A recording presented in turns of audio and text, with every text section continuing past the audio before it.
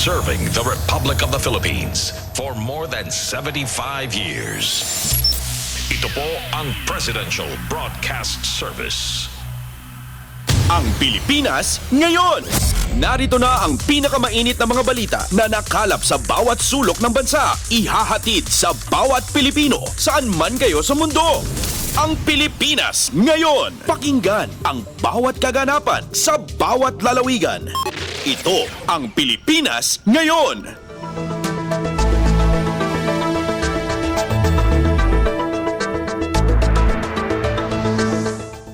Magandang araw po sa ating mga tagapakinig. Welcome po ulit sa ating programang Ang Pilipinas Ngayon. Sa ngalan ni Vendlones, ito po si Steph Vicente. Samahan niyo po ako sa kabuuan ng ating palatuntunan.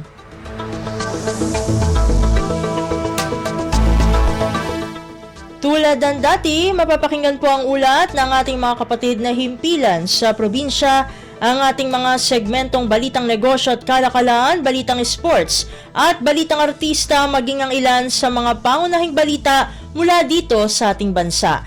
Yan po sa kabuuan ng ating palatuntunan, ang Pilipinas ngayon. Mga kaganapan sa Kamaynilaan at mga kalapit na lalawigan dito sa Ang Pilipinas Ngayon.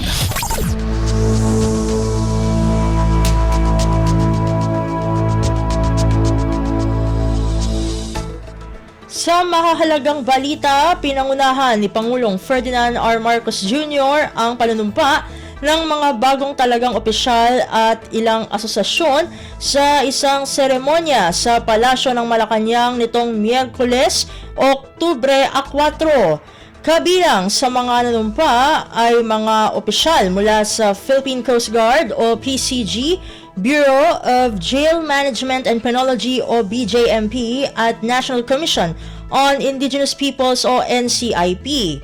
Nanumpa rin sa seremonya si Ginoong Dennis Anthony Wang Uy bilang Special Envoy to the Republic of Korea o ROK for Digital Transformation at mga opisyales mula sa Press Photographers of the Philippines o PPP, Malacanang Press Corps o MPC, Malacanang Cameramen Association o MCA at Presidential Photojournalists Association o PPA.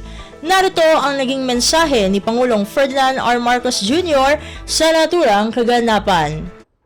Good afternoon everyone once again and welcome to Malacanang Palace on this auspicious day.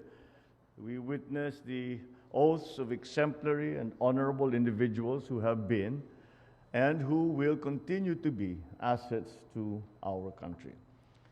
These individuals are leaders and trailblazers on their own professions, exemplars of patriotism, of excellence, and wholehearted service throughout their careers and endeavors. And that is why I bestow on them the challenging but rewarding responsibility that their respective positions will entail. This is indeed a pivotal moment with you and your loved ones because this is a big break that will change the course of your future. This is also important for the nation and the offices and sectors you represent. For with your term comes the promise of new beginnings, new systems, new practices. You now have more opportunities to create improvements in your respective workplaces. And as appointed leaders, your unwavering commitment and even your mere presence daily are crucial to the sectors that you serve, to the performance of your respective mandates. As such, I trust that you will remain models of excellence and integrity, especially to your staff, stakeholders, and communities. This administration will spare no effort to provide the support necessary to address the pressing concerns that hinder development in the sectors of our communities under your authority. For the families and loved ones who are present here today, I ask that you give our newly appointed officials your wholehearted support as they embark upon this very important path. Public service is no easy task. Leading an office or a group with such a significant and influential role in the nation's affairs will be difficult, both for them and for you. Life in government will always be hard and challenging, But every service delivered brings purpose. It brings fulfillment. Pagtulungan natin maitaguyod ang bagong Pilipinas kung saan ang mga mamamayan ay namumuhay ng pantay-pantay, ng mapayapa, ligtas at makabuluhan. Congratulations to our new officers. Mabuhay kayong lahat. Maraming salamat at magandang hapon po sa inyo.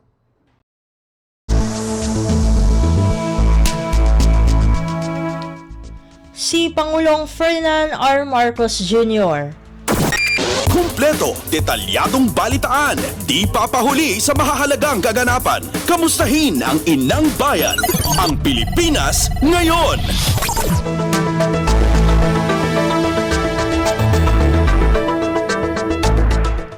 Samantala, Pangulong Ferdinand R. Marcos Jr. hiningi ang tulong ng may 33 National Capital Region o NCR congressmen para sa tinatarget na tuloy-tuloy na rice distribution ng pamahalaan. Ang detalye ng balita, ihahatid sa atin ni Alvin Baltazar. Sa gitna ng pagnanais na gawin tuloy-tuloy ang pamamahagi ng bigas para sa mga mahihirap, ipinahayag ni Pangulong Ferdinand Marcos Jr. na kanyang kinausap dito si House Speaker Martin Romualdez. Base sa nais ng Pangulo, nais nitong makatulong ang mga kongresista sa pagbibigay ng asiste sa mga mahihirap na kababayan, partikular na sa pamamahagi ng bigas. Napili naman ng Pangulo ang NCR, gayong dito anya dapat bantayan ang presyo ng bigas sa gitna na rin ng mga ulat na sa Metro Manila may kataasan ng rice price habang sa ibang lugar naman ng bansa ay mababa na ang presyohan. Sa direktiba niya kay House Speaker Martin Romualdez ay pakikilusin ito ang may 33 NCR congressman upang makapagbigay ng bigas bilang tulong sa mga mahihirap na taga-Kalakhang, Maynila.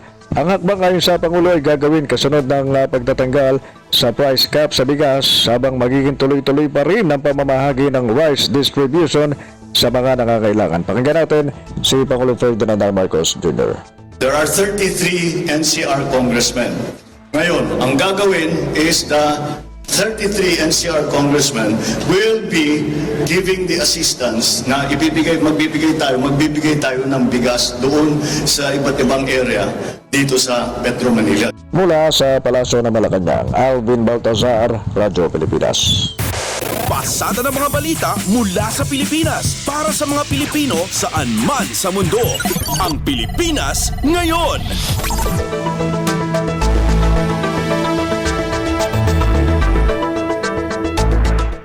Sa iba pang mga balita, rice smugglers na sumisira sa supply at demand ng bigas sa merkado, pinangalanan ni Pangulong Ferdinand R. Marcos Jr. Ang kabuang ulat, ihahatid sa atin ni Raquel Bayan. Pinangalanan ni Pangulong Ferdinand R. Marcos Jr. ang rice smugglers na sumisira sa supply at demand ng bigas sa merkado. Sa talumpati ng Pangulo sa distribusyon ng bigas sa Taguig City, sinabi nito na nagsampa na ng smuggling charges ang pamahalaan laban sa San Pedro Warehouse at Blue Sakura Agri-Grain Corporation, FS Austria Rice Mill at Gold Rice Mill. Ayon sa Pangulo, ang mga rice smugglers ay sinampahan na ng paglabag sa Customs Modernization Tariff Act, Rice Tarification Law at Anti-Agricultural Smuggling Act of 2016. Sabi ng Pangulo, sa Bagong Pilipinas ngayon, susugpuin ng pamahalaan ang mga hindi lumalaban ng batas, lalo't walang puwang sa lipunan ang mga nananamantala. Narito naging pahayag ni Pangulong Marcos. Bagong Pilipinas na po tayo ngayon at ating pong susugpuin ang mga hindi po lumalaban ng patas. Wala pong puwang sa lipunan ang mga nanlamang at nang-aapi sa kapwa. Mula sa Malacanang, ito si Raquel Bayan para sa Radyo Pilipinas. Kumpleto, detalyadong balitaan, di papahuli sa mahahalagang kaganapan. Kamustahin ang inang bayan, ang Pilipinas ngayon.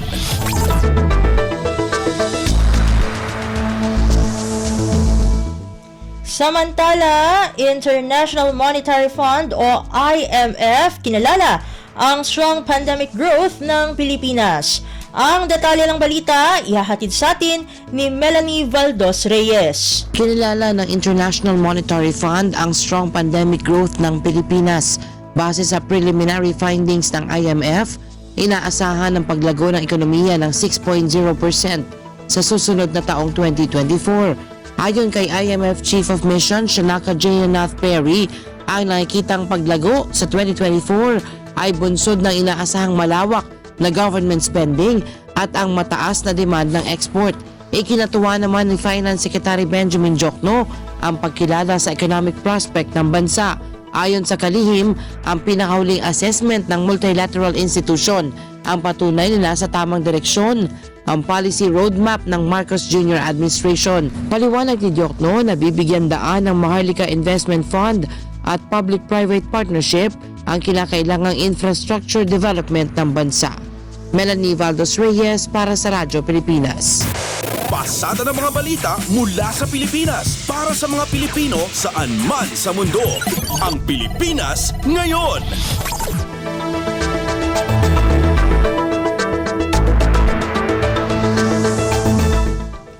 Sa iba pang mga balita, responsable sa maritime incident sa Bajo de Masinloc na nagresulta sa pagkakasawi ng 3 Pilipinong mangingisda pananagutin ayon kay Pangulong Ferdinand R. Marcos Jr. Babalikan natin si Raquel Bayan para sa kabuang ulat. Nakakaasa ang pamilya at malalapit sa buhay ng 3 mangingisdang Pilipino na nasawi sa maritime incident sa Bajo de Masinloc madaling araw ng Lunes na pananagutin ng pamahalaan ang mga responsable dito. Pahayag ito ni Pangulong Ferdinand R. Marcos Jr. sa gitna ng ginagawang investigasyon ng Philippine Coast Guard upang matukoy ang commercial vessel na bumangga sa fishing boat ng mga mangingisda. Sabi ng Pangulo, nakalulungkot ang insidenteng ito at biberipikahin pa anya ng pamahalaan ang rason ng banggaan. Ang PCG nagsasagawa na anya ng backtracking at inaalam na ang lahat ng vessel na present sa lugar. Ayon pa kay Pangulong Marcos, hayaan na muna ang PCG na gawin ang kanilang trabaho at umiwas muna sa paggawa ng anumang espekulasyon. Mula sa Malacanang, ito si Raquel Bayan para sa Radyo Pilipinas. Kumpleto, detalyadong balitaan, di papahuli sa mahahalagang kaganapan. Kamustahin ang inang bayan, ang Pilipinas ngayon.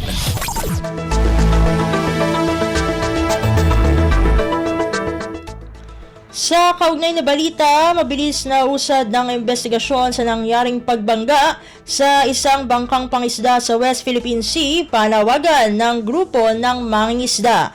Narito ang detalye ng balita, hatid sa atin ni Mary Ann Bastasa. Umaasa ang grupo ng mga mangingisda na pamalakaya sa agarang pag-usad ng investigasyon sa nangyaring pagbangga ng isang foreign commercial vessel sa bangkang pangisda sa Bajo de Masinloc na nagresulta sa pagkasawi ng 3 mangingisda. Sa isang pahayag, sinabi ng grupo na nakalulungkot ang sinapit ng mga Pilipinong mangingisda sa mismong karagatang sakop ng bansa.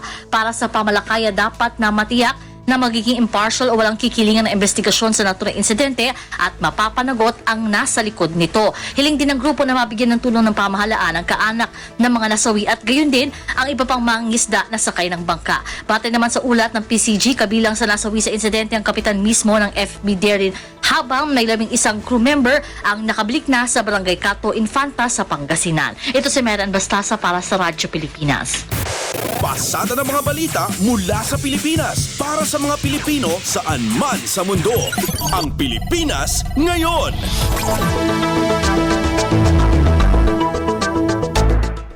Samantala, crude oil tanker posibleng nakabangga sa Pinoy fishing vessel sa Bajo de Masinloc na nagresulta sa pagkamatay ng 3 tripulante.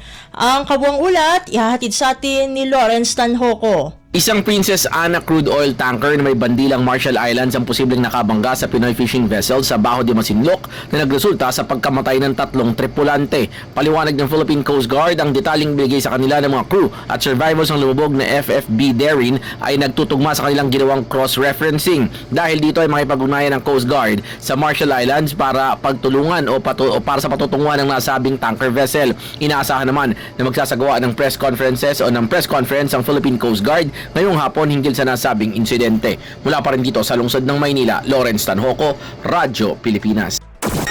Kumpleto, detalyadong balitaan, di papahuli sa mahahalagang kaganapan. Kamustahin ang inang bayan, ang Pilipinas ngayon.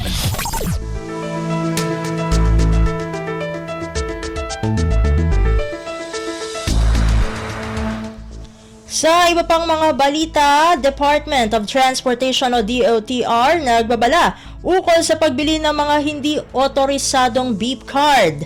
Ang detalye ng balita, ihahatid sa atin ni Dayan Lear. Nagbabala ang Department of Transportation sa publiko kaugnay sa pagbili ng mga hindi otorisadong beep card na ibinebenta online. Ayon sa DOTR, meron kasing mga kumakalat na hindi otorisadong paraphernalia items na mabibili online gaya ng charms, keychains, bracelets at iba pang accessories na umano'y maaaring gawing pamalit bilang stored value cards. Ang stored value card ay isang electronic card na nilalagyan ng load at ginagamit para makasakay sa LRT1, LRT2 at MRT3. Nagpaalala naman ng DOTR sa publiko na ang stored value card na inisyo ng AF Payments Incorporated, may-ari ng beep trademark at logo, ang tanging tatanggapin sa mga istasyon ng tren. Maaari namang patawan ng parusa ang sino mang mahuhuli na mayroong hindi otorisadong mga beep merchandise item. Ito si Dayan Lear para sa Radyo Pilipinas. Pasada ng mga balita mula sa Pilipinas para sa mga Pilipino saan man sa mundo. Ang Pilipinas ngayon.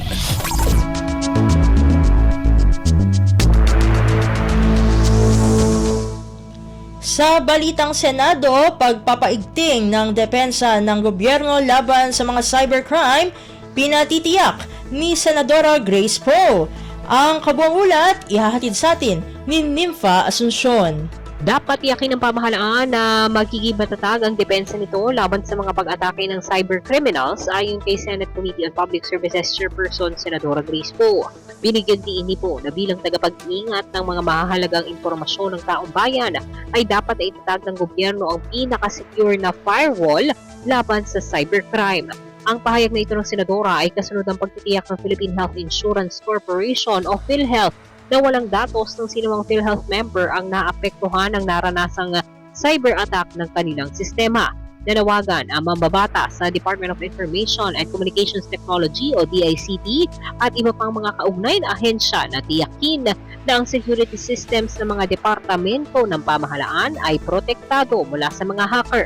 Giti po, hindi katanggap-tanggap ang anumang cyber attack lalo na kung laban sa government data systems. Sa ngayon ay aantabayanan niya ng Senadora ang magiging final report ng PhilHealth para magarantiya na hindi nakompromiso ang records ng kanilang mga miyembro.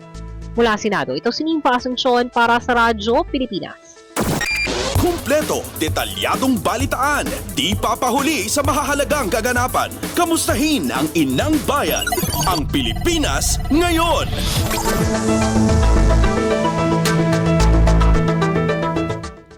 Sa balitang Kamara, Capital Market Community hinimok na mamuhunan sa Maharlika Investment Fund. Ang detalye ng balita, ihahatid sa atin ni Kathleen Forbes. Hinimok ni House Speaker Martin Romualdez ang Capital Market Community na mag-invest sa Maharlika Investment Fund. Ginawa ni Romualdez ang pahayag sa idinaos na Forum on Legislative Reforms and the Philippine Capital Market sa Philippine Stock Exchange. Ang MIF ang kauna-unahang sovereign wealth fund ng Pilipinas na inaasahang magdadala ng lalo pang paglago sa ekonomiya ng bansa.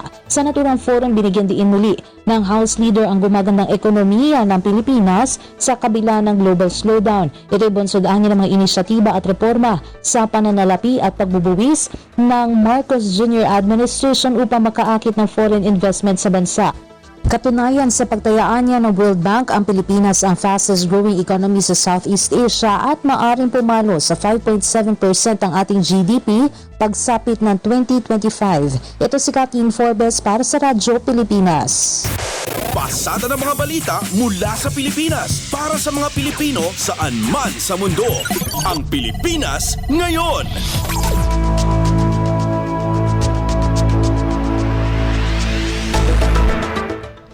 Samantala, panibagong resupply mission sa Ayungin Shoal nitong araw ng Miyerkules naging matagumpay. Ang kabuang ulat, ihahatid sa atin ni Leo Sarne.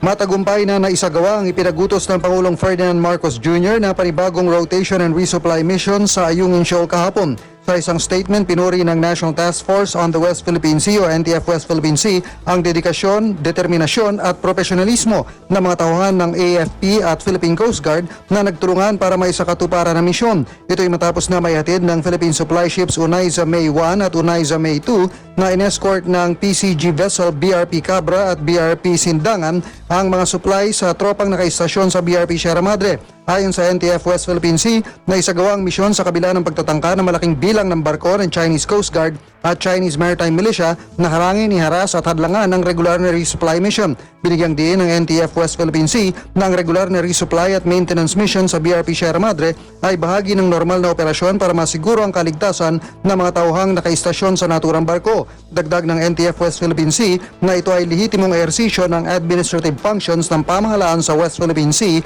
na itinatakda ng UN Convention on the Law of the Sea o UNCLOS, 2016 Arbitral Award at lokal na batas.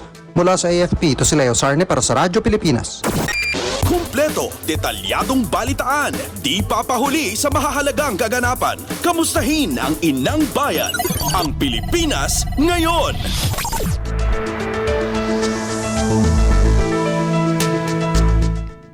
Sa iba pang mga balita, didinggin na ng Commission on Elections o COMELEC ang petisyon para i-disqualify ang Smartmatic sa procurement ng mga vote counting machine sa 2025 elections.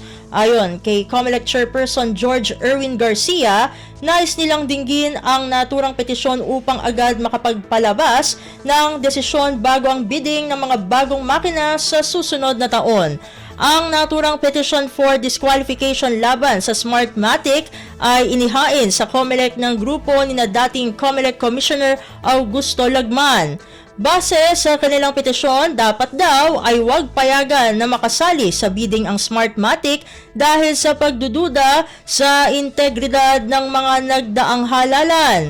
Ang naturang kaso ay na-file ng petitioners noong ika-15 ng Hunyo. Bilang bahagi ng due process ay bibigyang utos ng OnBank ang respondent na Smartmatic na magkomento sa naturang petisyon at isumite ito sa COMELEC sa pamagitan ng Clerk of the Commission bago ang pagdinig na itinakda sa susunod na linggo. Pasada ng mga balita mula sa Pilipinas para sa mga Pilipino saan man sa mundo. Ang Pilipinas ngayon.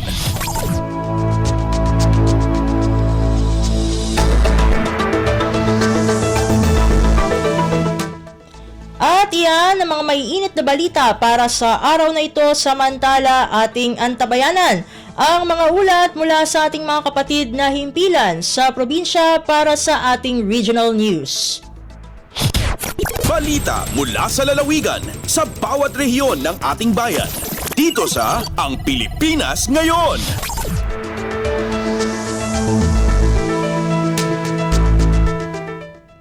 Narito na ang bugso ng ating mga regional news. Dumako muna tayo sa rehiyon ng Luzon. 172 paaralan sa lungsod ng Lawag nabigyan ng robotics kit.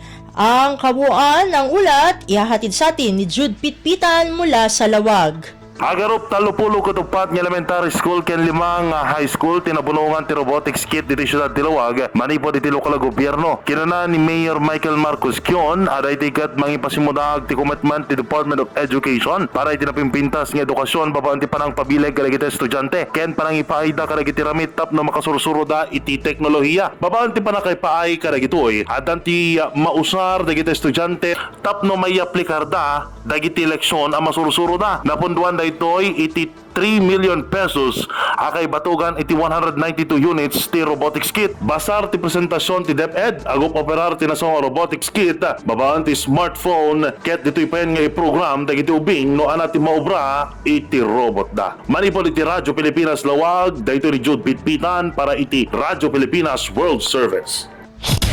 Balita mula sa lalawigan sa bawat rehiyon ng ating bayan. Dito sa Ang Pilipinas Ngayon.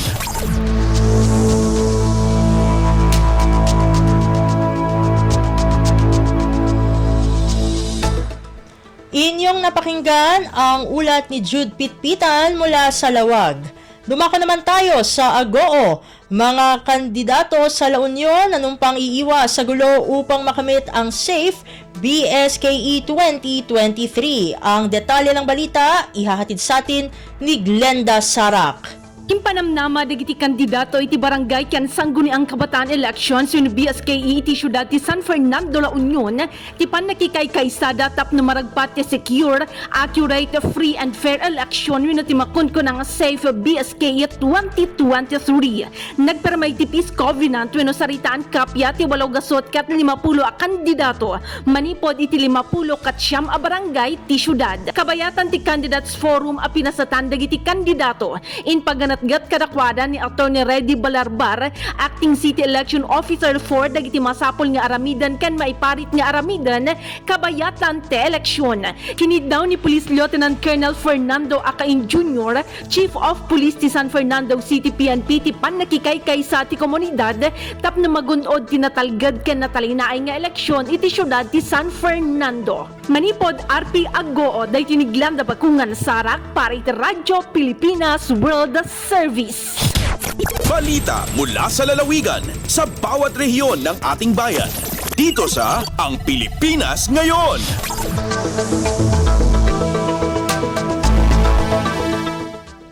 Inyong napakinggan ang ulat ni Glenda Sarak mula sa Aggoo. Pumunta naman tayo sa rehiyon ng Kabisayaan. Tupad beneficiaries ng lungsod ng Borongan umarangkada sa pagtatrabaho. Ang kabuuan ng ulat ihahatid sa atin ni Sok Aberia mula sa Borongan. Magtitikang nahin pagtrabaho at 80 nga pinakaorhi nga tulong panghanap buhay sa ating disadvantaged displaced workers o tupad program beneficiaries ang syudad ng Borongan ng Department of Labor and Employment o DOLE han Merkules, Oktubre 4. Ini kataliwan han gidumara nga tupad program orientasyon ng Public Employment Service Office sa PESA Borongan City ug ang DOLE Eastern Samar ang imbuhat mismo at tagsa nga barangay han mga benepisyaryo a Barangay Dibinubo ug Barangay Hibakong han syudad han Martes, Oktubre 3. Iging kalipay nasabi nga mga benepisyaryo nga napilhira nga makabenepisyo na sabi nga programang DOLE ngan didto pa gimbuhat ta ira barangay adton orientasyon. Magtratrabaho sa kabing 15 dias ang nasabi nga mga tupad beneficiary kundiin mabulig ang mga inihan iging papatuman nga clean up drive ira tagsa nga barangay. Iging pahinumdum pa orientasyon nga dahan mga benepisyaryo nga kumpletohon adton pag-akumplisar ang mga requisitos agud may hatag hagilayon adton ira ayuda pinansyal nga nagkakantidad kabugusan in 5,625 pesos. Tika nga syudadan Borongan, Sok Aberia, Radyo Pilipinas World Service. Balita mula sa lalawigan sa bawat rehiyon ng ating bayan. Dito sa Ang Pilipinas Ngayon.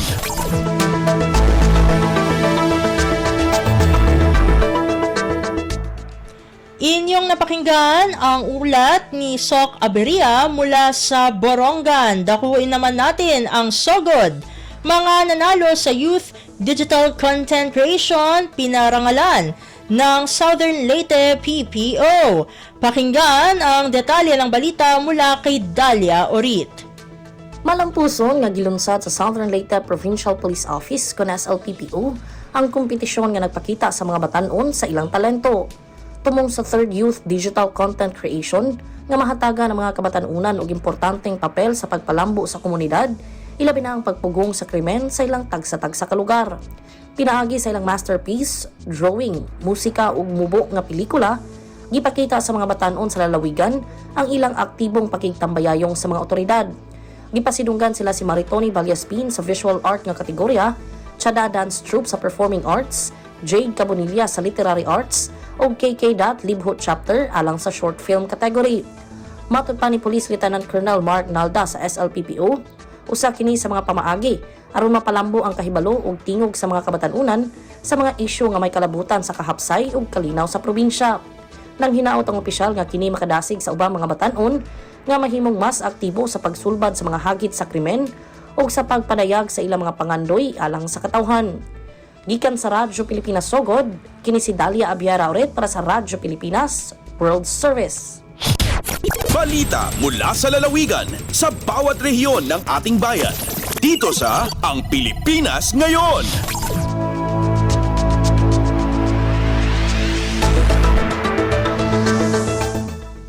Inyong napakinggan ang ulat ni Dalia Orit mula sa Sogod. Dumako naman tayo sa Mindanao.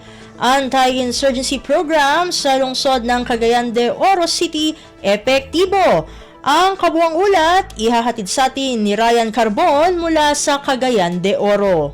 Tungod sa makanunayon nga serbisyo sa lokal nga pangagamahanan sa Cagayan de Oro nga gipaabot ngadto sa katawhan, ilabi na sa mga hinterland barangays, walay gikataho nga recruitment activities sa teroristang grupo. Matud pa ni City Councilor Romeo Calizo, ang chairman sa Committee on Public Order and Safety. Walay gikataho nga terorismo ug ubos kaayo ang hulga niini ug dili alarming ang kriminalidad sa dakbayan. Taliwala niini ang mga security deputies na ningkamot aron makasiguro nga ang Cagayan de Oro luwas og kanunay nga magmalinahon. Dako usab ang natabang sa programa kung diin gidala ngadto sa katawhan sa kabukiran ang nagkadaiyang serbisyo og ilang nabati nga duol ang gobyerno kanila. Gikan sa RP1 Cagayan de Oro, kini si Ryan Carbon para sa Radyo Pilipinas World Service.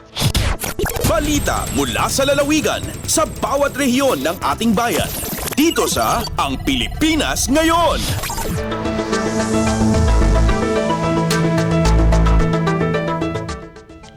Inyong napakinggan ang ulat ni Ryan Carbon mula sa Cagayan de Oro. Pumunta naman tayo sa Zamboanga, 2 araw na kadiwa ng Pangulo Program, matagumpay na nailunsad ng Dole Zamboanga Sibugay sa bayan ng Ipil. Narito ang ulat mula kay Lesty Cubol. Nagbalang puso na duha ka adlaw nga kadiwa ng Pangulo Program nga gilusad sa Dole Zamboanga Sibugay Provincial Field Office sa pagtambayayong sa DTI Zamboanga Sibugay. Among kalihukan gipahigayon sa Provincial Capitol Atrium sa Barangay Ipil Heights sa lungsod sa Ipil, Zamboanga Sibugay. Kini gisalmutan sa 13 ka Dole assisted exhibitors nga nagagikan sa nagkadaya nga lungsod sa lalawigan.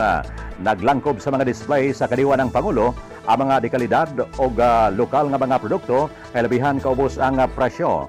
Sumala sa Dole Zamboanga Sibugay, ang kadiwa ng Pangulo nagsilbi kining Market Linkage Facilitation Initiative na nagtumong sa paghatag og luna sa accessibility o affordability sa mga produktong agrikultural o guban pang mga palaliton nga gidama sa mga micro, small and medium enterprises o MSMEs sa probinsya. Ang kadiwa ng Pangulo, hugdanong gipaluyuhan ni Sibugay Governor Dr. Ann K. Hopper kinsa nagawhag sa mga Sibugaynon nga suportahan ang programa sa presidente o pahimudsan ang baratong mga produkto. Gikan diri sa Radyo Pilipinas Zamboanga, kini Celeste Cubol para sa Radyo Pilipinas World Service. Balita mula sa lalawigan sa bawat rehiyon ng ating bayan. Dito sa Ang Pilipinas Ngayon.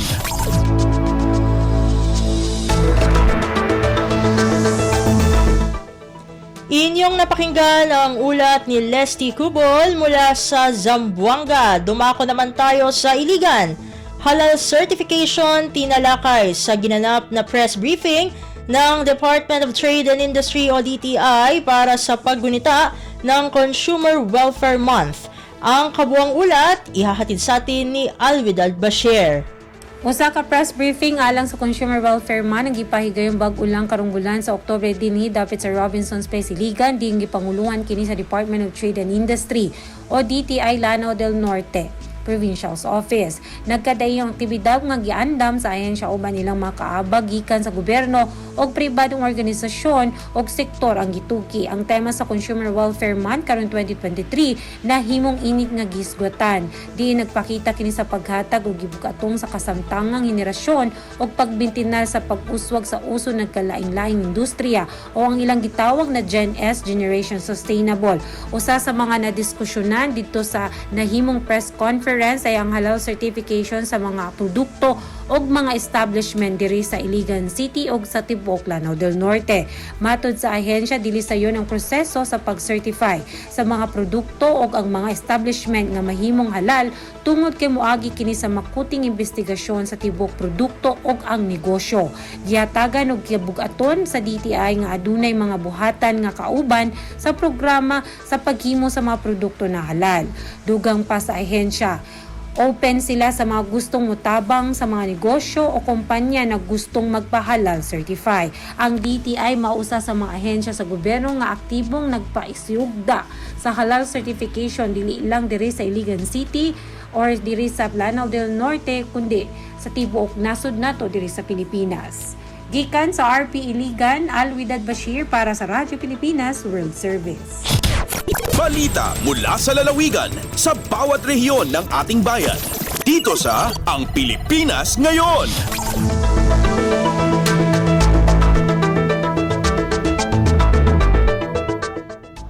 Inyong napakinggan ang ulat ni Alwidad Bashir mula dyan sa Iligan. Dito na natatapos ang ating regional news. Narito naman ang ating segmentong Balitang Negosyo at Kalakalan na ihahatid sa atin ng ating kasamang si Bea Gaza. Lagay ng ekonomiya, negosyo at iba pa. Atin ang alamin dito sa Ang Pilipinas Ngayon. Magandang araw, narito ang Balitang Negosyo at Kalakalan. Magpapatuloy ang distribusyon ng tulong pinansyal sa mga rice retailer at ang pagbabantay ng presyo ng bigas sa kabila ng pag-anunsyo ni Pangulong Ferdinand R. Marcos Jr. ng pagtatanggal ng price cap sa regular at well-milled rice. Ayon kay Trade and Industry Secretary Alfredo Pascual, ilalabas pa rin ang pamahalaan ng financial aid sa maliliit na mga retailer na nagbebenta ng bigas na hindi pa nakatatanggap ng 15,000 pesos cash assistance.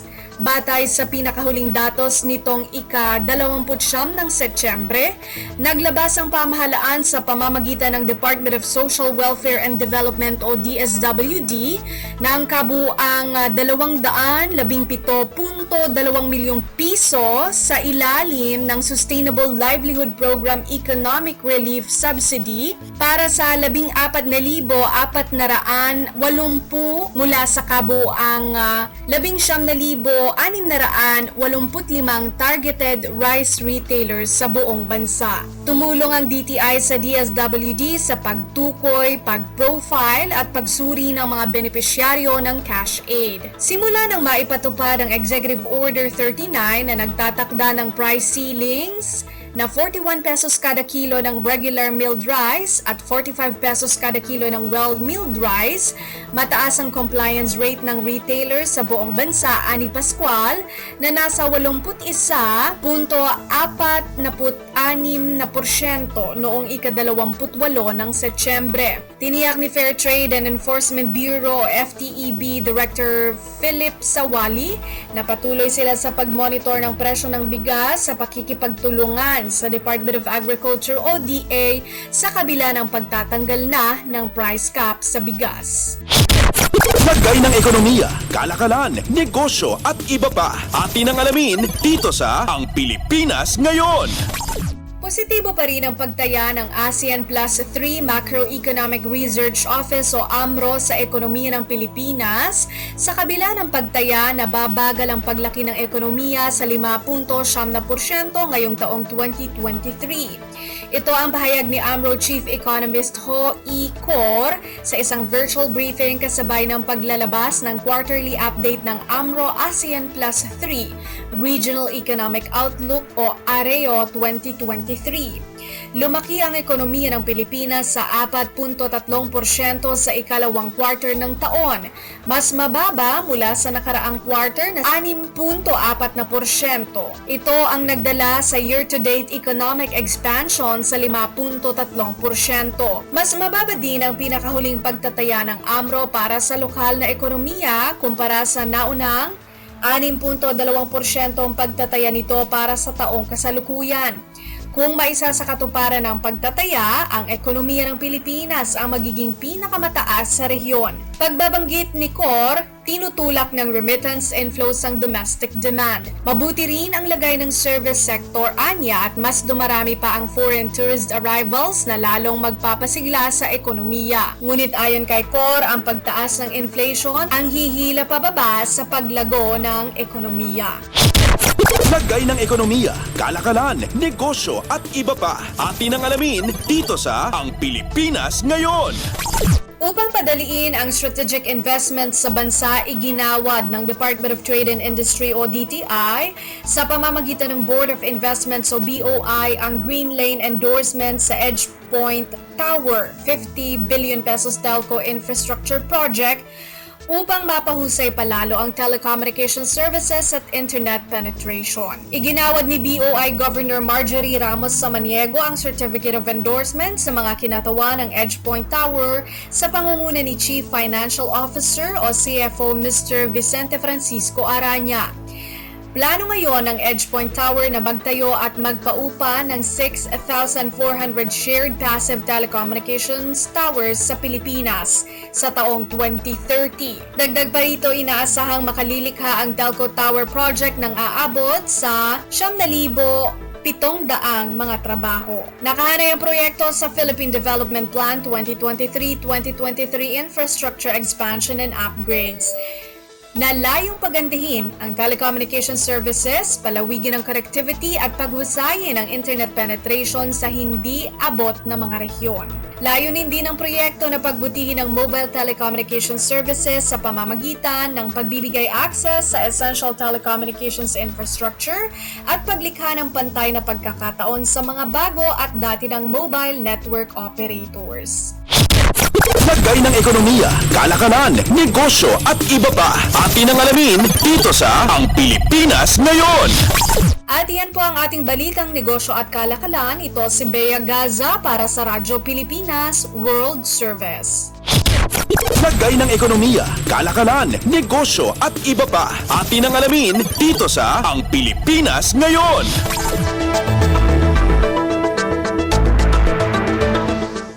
Maraming salamat, Bea, para sa ating segmentong Balitang Negosyo at Kalakalan. Narito naman ang ating segmentong Balitang Sports na ihahatid sa atin ng ating kasamang si Leo Magpayo. Updates at pinakahuling mga usapin sa mundo ng palakasan. Atin ang pakinggan dito sa Ang Pilipinas Ngayon.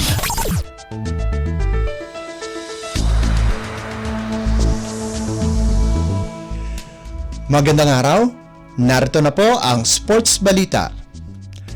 Gilas Pilipinas Men's Basketball Team at boksingerong si Yumir Felix Marcial kapapasok na sa gold medal round ng Asian Games matapos manaig sa kanilang mga respective matches. Marcial pasok na rin sa 2024 Paris Olympic Games. Ang balitang iyan ay ihahatid sa inyo ni Aaron Bayato ng RP2 Sports. Two birds in one right hook ang pinakawalan ni Yumir Felix Marcial matapos manalo sa semifinals ng Asian Games Men's Boxing Light Heavyweight kontra Ahmad Guson ng Syria by way of knockout. Nagpakawala ng mga solidong kombinasyon si Marcial at pinamalas muli ang isang devastating na right hook kontra Guson para ma-secure ang finals berth sa round 2. Aside sa assured silver, nakuha na rin ni Yumir Marcial ang ticket para sa 2024 Paris Olympics. Makakalaban ni Yumir si Touheta Erbieke tanglatihan sa finals mamayang 8:45 ng gabi. Samantala, Miracle in Hangzhou naman ang naganap kagabi matapos pataubin ng Gilas Pilipinas Men ang China Men's Basketball Team sa score na 77-76. Umiscore ng 8 straight points si Justin Brownlee down the stretch upang makompleto ng Philippine Men's National Basketball Team ang kanilang rally mula sa isang 21-point deficit. Makaharap ng Gilas ang Jordan Men's Team darating na Biyernes para sa gold medal match. Mula sa RP2 Sports para sa Radyo Pilipinas, Aaron Bayato, 19th Asian Games. Ang latest updates at pinakahuling mga usapin sa mundo ng palakasan. Atin ang pakinggan dito sa Ang Pilipinas Ngayon.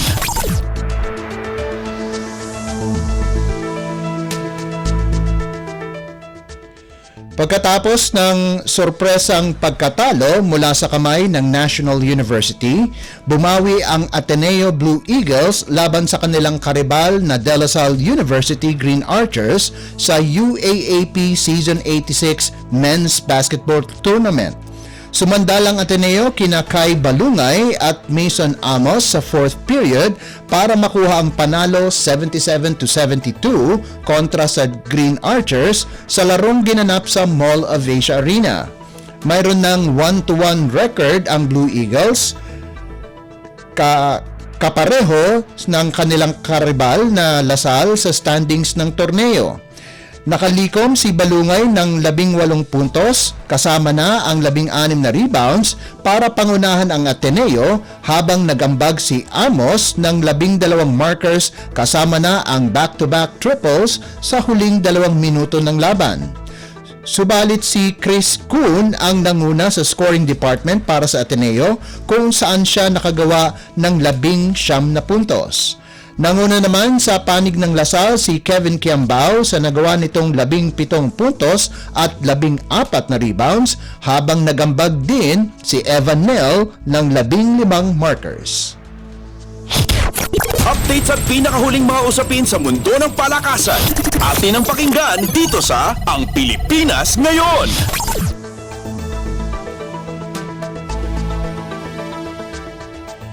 Magiging mainit ang pagbabalik ng Premier Volleyball League o PVL kung saan masisilayan muli ang mga bigating volleyball players ng bansa at maghaharap sa ikatlo at huling conference ng 2023 season sa Oktubre 15.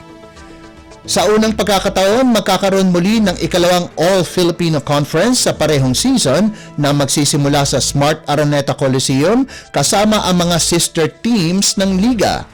Unang magtatapat ang mga baguhang koponan ng Girl Floor Defender laban sa NX-led Chameleons sa hapon at susundan ng defending All-Filipino Champions Creamline Cool Smashers kalaban ang kanilang sister team na Chocomucho Flying Titans.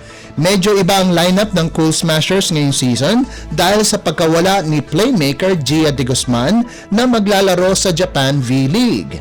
Inaasahan na si Kyle Negrito ang papalit kay De Guzman at sasamahan ng mga batikang players na sina Tots Carlos, Gemma Galanza, Eliza Valdez, Sed Domingo at Michelle Gumabaw. Subalit hindi magiging madali para sa Cool Smashers ang laban dahil pangungunahan ni Cici Rondina ang Chocomucho kasama sina Kat Tolentino, Madi Madayag, Des Cheng, Aiza Molde, Bea De Leon at Aduka Ogonsanya. Updates at pinakahuling mga usapin sa mundo ng palakasan. Atin ang pakinggan dito sa Ang Pilipinas Ngayon.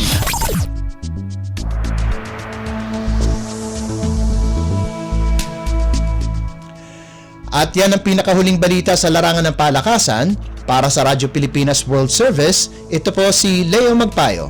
Magandang araw. Updates at pinakahuling mga usapin sa mundo ng palakasan. Atin ang pakinggan dito sa Ang Pilipinas Ngayon.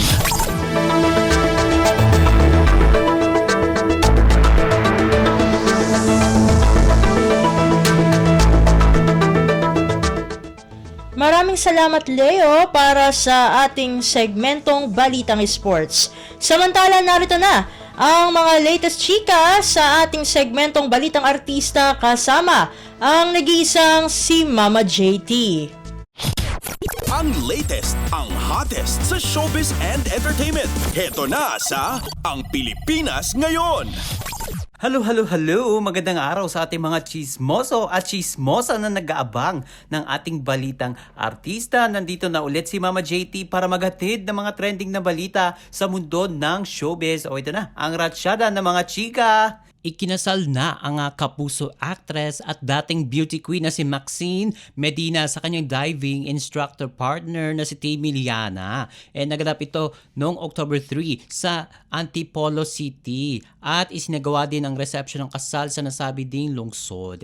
Very intimate ang kasal ni Maxine at Tammy na dinaluhan ng kanilang mga pamilya at ilang mga malalapit na kamag-anak. Inihatid si Maxine sa altar ng kanyang mga magulang, gayon din si Timmy. Balita natin mga kachismis, 3 ninong lang ang ibitado sa wedding na ito. Ang manager niyang si Jonas Gafford, si Jerry Diaz at si Ben Shah na may-ari ng pinakasikat na clothing brand na Bench. Wala daw mga ninang, pati mga abay at flower girl at syempre ang ring bearer na pinakamahalaga sa church wedding. And balita daw kasi ay magkakaroon pa ito ng second wedding itong celebrity couple. And magaganap daw ang Bonggang Beach wedding ceremony ng bagong kasal sa Palawan sa October 10 kung saan inaasahang dadalo ang kanilang mga kaibigan. Kabilang na dyan ang mga kapwa beauty queen ni Maxine. And ang nanay daw mismo ni Maxine ang nag-request naman pala na magpakasal muna itong sila Timmy at Maxine sa simbahan bago ang kanilang beach wedding sa Palawan. And nauna rito sa kanyang Instagram post, inilahad ng actress kung gaano siya kasaya at ka-thankful dahil malapit na silang ikasal ni Timmy, di ba? Ito ang sinabi ni Maxine sa kanyang Instagram post, quote and quote, "Wedding bells are ringing and the excitement is soaring as we get closer to the big day. Can't wait to celebrate our love surrounded by cherished friends and beloved family. It's going to be a day filled with laughter, joy, and unforgettable memories. Let the countdown to the best party of our lives begin." And kung matatandaan natin mga kachismis, taong 2018 pa naging magjowa itong sina Maxine at Timmy, and nung last year lang nang ma-engage silang dalawa. And naganap ang proposal, ang romantic wedding proposal ni Timmy habang nagbabakasyon sila sa isang resort sa Coron, Palawan. Samantala, sa kauna-unahang pagkakataon, inamin ng kapuso actress na si Thea Tolentino na in a relationship siya ngayon. And isang piloto ang kasintahan ni Thea at inamin niya na maraming challenges ang kanilang hinarap nung nagsisimula pa lamang ang kanilang relasyon. Sa panayam ng Fast Talk with Boy Abunda, natanong ang dalagang actress kung single pa ba siya. Ang sagot ni Thea ay hindi na daw, dahil meron na siyang non-showbiz boyfriend. And kwento pa ng kapuso star, 30 years old lang daw itong kanyang boyfriend at nagkataon lamang ang kanilang pagtatagpo at magkakaroon ng relasyon. Say pa ni Thea, quote and quote, "Ang daming challenges po actually kasi kapag non-showbiz na experience ko, hindi nila alam yung environment natin. Sa atin kasi ang dami nating kaibigan, mapabata o matanda sa atin, ibang age, nakakasalamuhan natin. And minsan yung mga lakwatsa na sinasabi nila actually may kasamang work because para siyang gaining connections, importante ang networking sa work natin." And talagang kinarir ni Thea ang pagpapaliwanag sa kanyang trabaho bilang artista upang maintindihan nito o ng kanyang non-showbiz boyfriend kung bakit kailangan niya magbiyahe ng magbiyahe. Ito pa mga kachismis, formal nang in-announce ng award-winning super P-pop group na SB19 ang pagtatatag nila ng sariling kumpanya. Ito ang 1Z Entertainment. Sa pamamagitan ng kanilang official YouTube channel, mapapanood ang live session ng SB19 kung saan ibinandera nila ang bagong achievement as a group kasabay ng launching ng 1Z Entertainment logo. Pahayag ni Josh Cullen na isa sa mga membro ng SB19, quote and unquote, "We are very excited to share with you all of you a few developments we have with our company 1Z Entertainment." Paglalahad pa ni Justin na isa ring member ng SB19, quote and unquote, "Alam nyo naman po na we built our company before. It's called 1Z Entertainment. Finally, officially magde-debut na itong si 1Z." And ang leader at ang main rapper ng grupo na si Pablo ang magiging Chief Executive Officer ng nasabing kumpanya. Say pa niya actually, sobrang excited ako ngayon kasi pinaka-pride namin itong 1Z Entertainment and isa ito sa mga biggest achievement namin in life. And 1Z Entertainment is built by members of SB19 together with all the people behind the cameras. Kasama namin sila sa 1Z. And actually, sobrang excited ako ngayon kasi pinaka-pride namin itong 1Z Entertainment. Isa ito sa mga biggest achievements namin in life. And 1Z Entertainment is built by members of SB19 together with all the people behind the cameras. Kasama namin sila sa 1Z. Siguro 5 years ago when SB19 was just starting together, we had a dream. That dream was to have Filipino music, Filipino talent, and the whole Filipino culture to be pinned onto the world map. Sobrang laking pangarap noon para sa amin, and we felt a lot of people din na nakapaligid sa amin. They think that the dream was so big na they feel like we couldn't achieve it. Paliwanag pa ng isang member pa ng SB19, pero nagpatuloy kami kasi naniniwala kami. Unang-una sa lahat, we have each other to lean on, at naniniwala kami na kapag pinag-igihan namin, may mararating kami. Ayun, nagpatuloy ang SB19. And OMG, wala na tayong oras para sa ating balitang artista. Maraming salamat mga kachismis sa pakikinig sa aking mga chika for today. Ako po si Mama JT para sa Radyo Pilipinas World Service.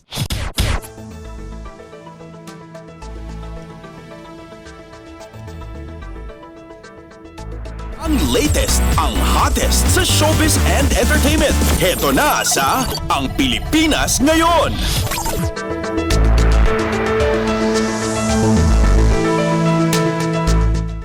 Maraming salamat Mama JT para sa ating segmentong Balitang Artista. At yan po ang kabuuan ng ating programa para sa araw na ito. Magpapasalamat muna tayo sa ating mga nakasama sa ating transmitter site sa Tinang. Sa studio kasama natin si Milo Janela, Susan Aison at Anthony Pimentel.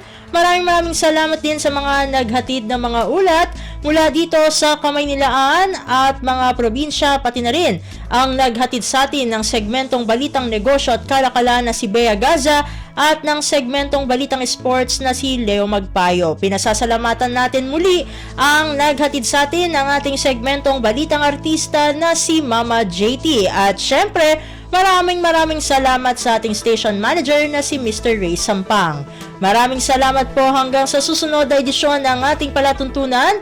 Huwag kalimutang mag-like, mag-follow at mag-subscribe na sa mga social media account o page ng Radyo Pilipinas World Service upang maging laging updated sa mga mahahalagang balita. Sa ngalan ni Ven Blones, ito po si Steph Vicente.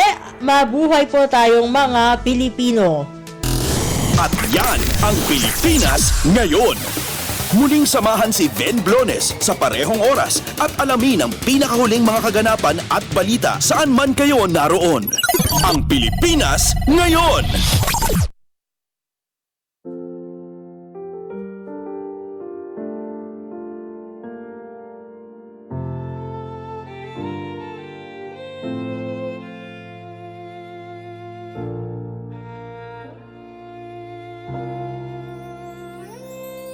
Ang tanging may pamamaan ako'y edukasyong Pilipino. Tinuturong galing at talino para maabot ang pangarap mo. Ang tanging handog ko sa'yo'y edukasyong Pilipino. Diskarteng mula sa puso, mamamangha ang mundo. Matatag